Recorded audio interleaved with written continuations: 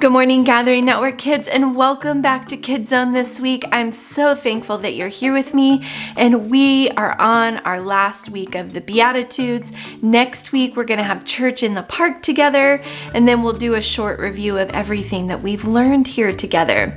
Now, we're talking today about Matthew chapter 5, verses 10 through 12, which says this: God blesses those who are persecuted for doing right, for the kingdom of heaven is theirs. God blesses you when people mock you and persecute you and lie about you and say all sorts of evil things against you because you are my followers. Be happy about it. Be very glad, for a great reward awaits you in heaven. And remember, the ancient prophets were persecuted in the same way. This week, we're talking about persecution, which is a really big word that maybe you've never heard before. And really, very basically, it means to be bullied or picked on for who you are or what you believe. Jesus was here in Matthew 5 doing healing and teaching. He tried to help people know God's character, to know who God is and the way God helps us relate to each other and understand each other. Jesus named here in the Beatitudes that we've been studying 7 different kinds of people and said that they would be blessed. But these are people in situations that we don't normally think of being blessed or happy. And it's people who feel weak and they know that they need God, people who are sad, people who long for right things or righteousness. In today's verses, Jesus says that people who are persecuted, who are picked on or bullied because they live right or they live righteously, they live in a way that honors God and honors others, they are actually blessed. Now, can you really even think about what it would feel like to be happy that somebody is picking on you because of who you are or because you believe in Jesus? I don't know about you, but that would be really hard for me. If we are picked on or bullied or persecuted for acting rightly or righteously, even though it is difficult, we are truly blessed and we know that God will reward us someday. And you guys, this is kind of a tough one to learn about or to think about because it just doesn't feel good when people are picking on you for what you believe.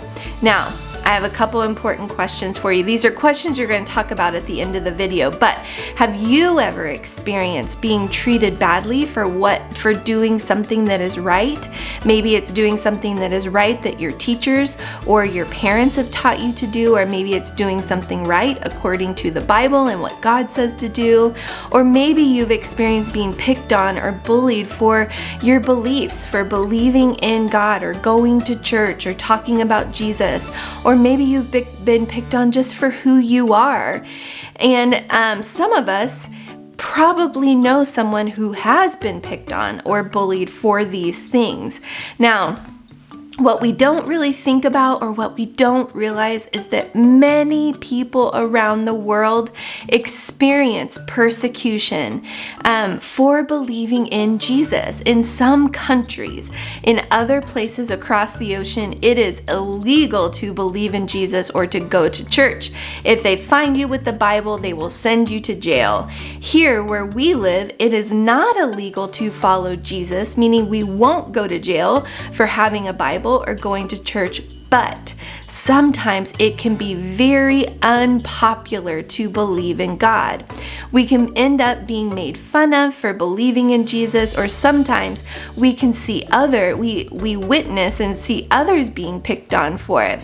When we see bullying or kids being picked on or persecution of any kind, we need to do what we can to stop it, or to get an adult to help stop it.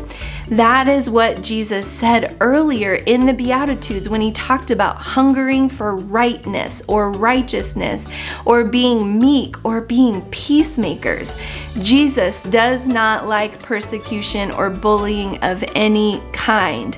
Jesus also says that in this imperfect world where his kingdom is not fully built yet, sometimes it happens that people are persecuted. They are picked on. They are put in jail for trying to do what is right or following him. When that happens to us, we can know that our Father in heaven, he sees us, he is with us, he gives us courage and strength and hope to keep believing in him even when it's unpopular.